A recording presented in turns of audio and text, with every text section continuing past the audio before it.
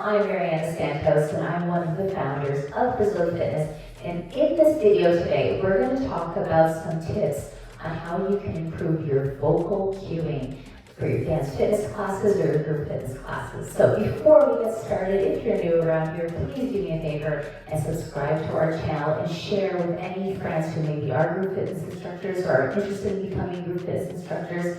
And look for that little bell symbol so you can click on it and you can get notified when we drop new videos. So let's get started. Let's talk about the importance of vocal cueing.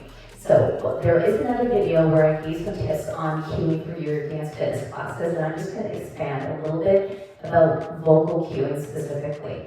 So one of the things that I noticed is that sometimes people feel maybe a little bit shy, right, to talk and like really use their voice. But when you really own your voice, you can really create magic in your classes. So let's talk about 3 different ways that you can use your voice to create more impact and help your participants follow along in your classes better. So the first thing that's really important is the tone of your voice. Okay, so it's very important for you to, again, so like this is something I know I feel like a broken record always talking about this, but it's so important for you to know your music, to know the ins and outs of the music, know when it's going to transfer into a bridge, into a chorus, because then you can adjust your voice with the timing of the song. So for certain parts of the songs, you can talk a little bit deeper. Other parts of the songs, you can talk a little bit softer. You can use a little bit of a higher pitch. You can, give some more energy into your voice, right, depending on the song. And it's also very important because it'll help your members connect your cues, your directions with the music, right? So then it'll start to flow better, and it'll help them anticipate when the choreography is about to change. And also something that you can do is actually say your cue using the rhythm and the tone of the song, right? So if it's, instead of just saying like to the left, say like to the left, if that's the beat, right? And that actually makes it so that people like just connect things a little bit easier, right? Because then you help them really engage with the music and makes it more clear. And then they use all their senses to follow along. So that's tip number 1. So really, really important to work with the tone of your voice. And this is something that, again, it comes with practice and it comes with really knowing your music really, really well. Number 2 is clarity. Okay, so making sure that the cues that you use are very clear and concise, okay? So I know in the other video I talked about the importance of planning out your cues. So if you have a new song that you want to use in your classes, don't just, get up there and use whatever cues come to your mind. Like plan out, not only do you have to practice your choreography, but it's really important to practice what you're going to say for each move and give them clear directions.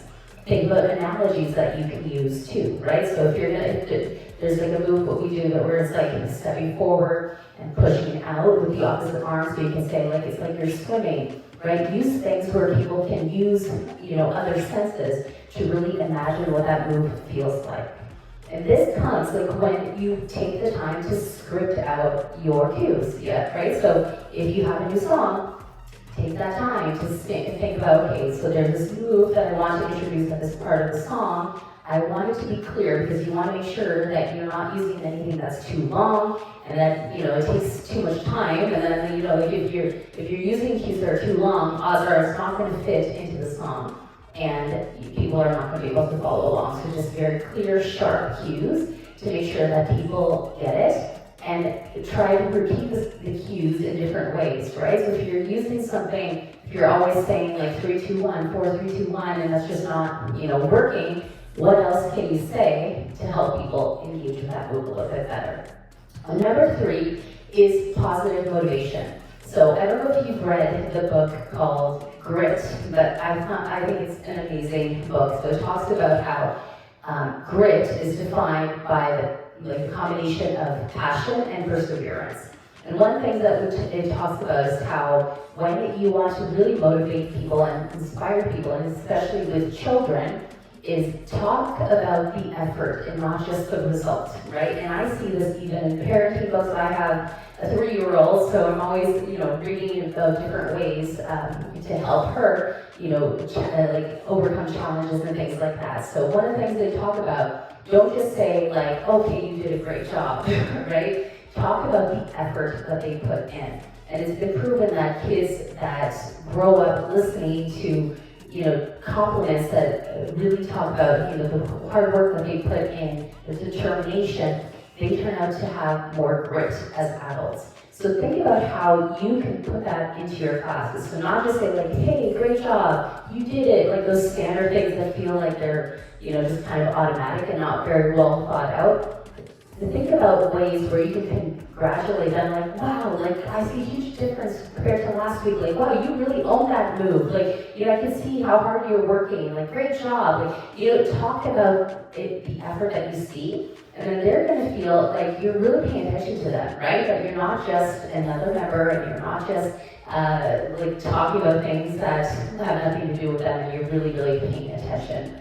So that is actually the best way to create that sense of accomplishment in people, right? Is to help them focus on the journey and not just like, you did it, yay, right? Like talk about specific things that you notice that, they improved on, and you can see that they've tried, and, like congratulate the effort.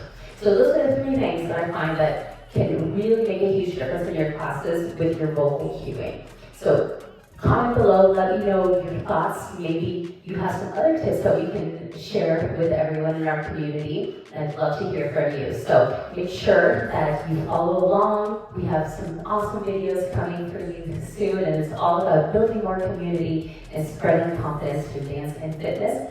And if you're new around here, don't forget to subscribe and like this video and share it with all your fitness buddies. And remember that in the description, we always have some fun freebies for you. So if you're a new instructor or you're looking to become an instructor and finding ways to make money doing what you love, there's something awesome there for you to check out. And if you're a gym owner and you're looking for new strategies to bring Gen Zs and millennials into your group fitness classes, check the description because you don't want to miss the free guide that we have. We'll see you in the next video. Talk to you soon.